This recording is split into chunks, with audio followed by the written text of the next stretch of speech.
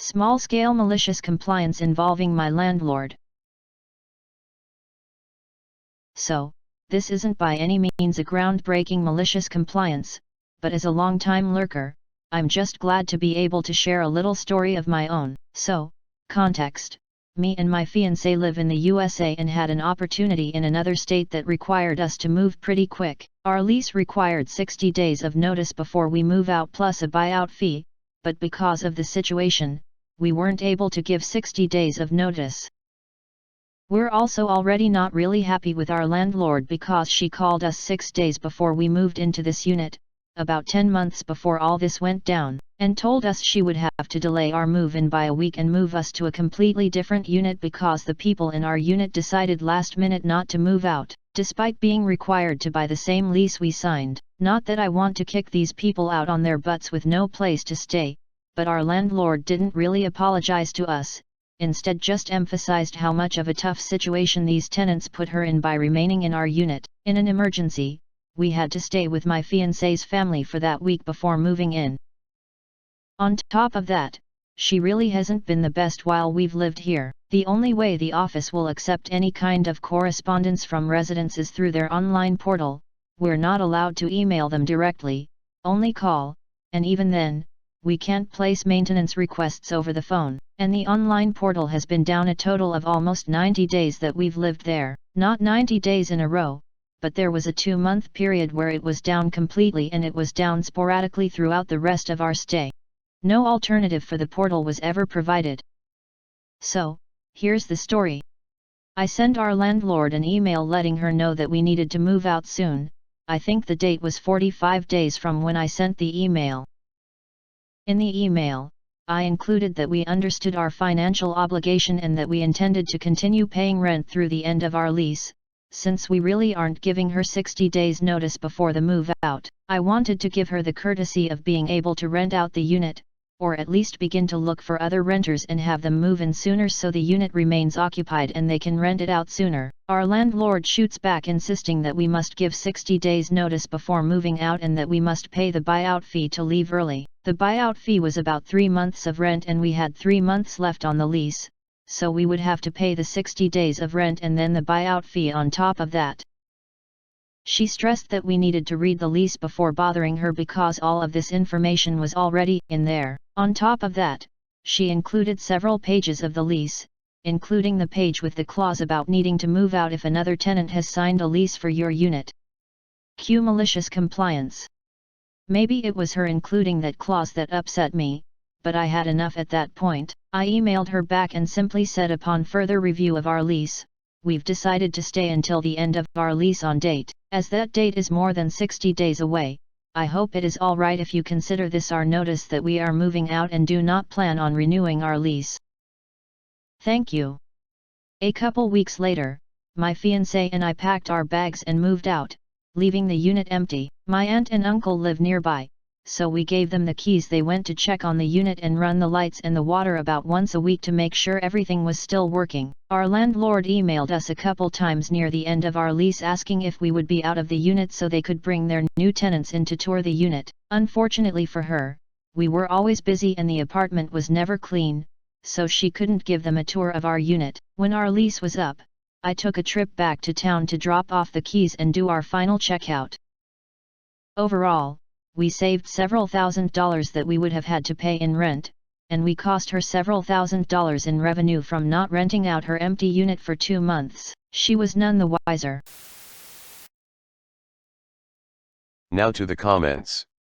Our landlord shoots back insisting that we must give 60 days notice before moving out. You agreed to pay the rent until the end of your lease. That is giving more than 60 days notice. When you physically move out is none of the landlord's ducking business. OP replied. Haha. Yeah, I agree. We didn't even have any reason to let her know in the first place, it was just a courtesy so she could rent out the unit if she found a tenant. You simply followed her rules and they cost her. Well, I happen to like this little story of your own. Well played, OP. Thank you for sharing. OP replied. Thank you, that means so much to me.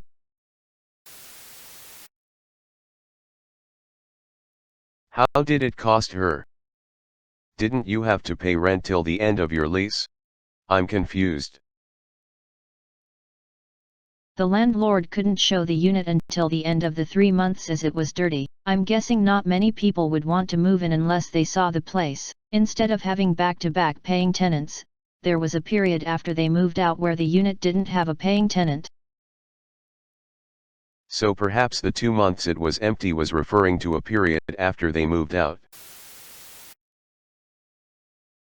Didn't you technically sign a lease for another apartment? The new lease wasn't drawn up or at the very least corrected. Technically it would have been void.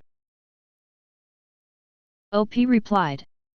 Yeah, we did sign the lease for the first apartment, and then had to sign the lease for the second apartment and void the first one. She bait and switched you. Some shitty landlords do that. Also, red flag: only using their system for communication makes it hard for you to have records of conversations. Love this. Nice. The clause about needing to move out if another tenant has signed a lease for your unit. She didn't seem to worry about this when the previous tenants wanted to stay an extra week. OP replied. So, we found out a while later that the tenants actually wanted to stay in the unit indefinitely, so even if we wanted to move into our first unit, we couldn't have for at least another year, which is why she moved us to a different, less desirable, unit. I'm not really sure about how to understand your malicious compliance. You agreed to her terms, but just didn't clean the apartment until last day so that she couldn't organize tourings. I'm from France and here this is how apartments are rented. The tenant has to give you a notice of when he'll leave, he moves out, and only do the checkout the last day of the notice. And you can't organize any touring until he is gone. So pretty standard to me, except for the 6 months notice. Edit for correction of a misunderstanding. In US, landlord can give you notice, typically 24 hours, that they want to enter the apartment, including in order to show it, and this is expected. Not a lawyer or real estate agent, so I don't know the exact rules that govern this. Anytime an apartment sits empty is lost revenue for a landlord, so this is actually reasonably malicious. Though the tax system offers some favorable policies for landlords with empty apartments. I don't really understand every use of this rule. It's never happened to me, but I hear sometimes about people who get that notice, and then the landlord shows their apartment to some potential renters and the current renter is like, I don't know why you're bothering. I'm not about to move out, so they aren't getting mine. In some cases, it's only because that person's apartment is being used as a model, however, but then if they walk in there and find a big old mess, I'd laugh about that one. How is this malicious compliance? You paid 45 days more rent than you needed to. If you had given 60 days notice, leaving after 45 days as planned, you would have only paid 15 days more rent than you needed to. Yup, I'm sure an extra month's rent out of your pocket sure showed her.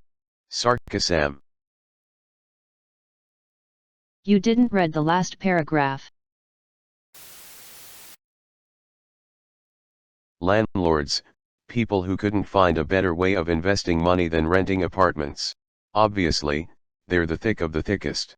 Edit: to make money with real estate is a tricky business. Most of those small landlords would make more money, with less work, by selling and putting their money on stocks/funds.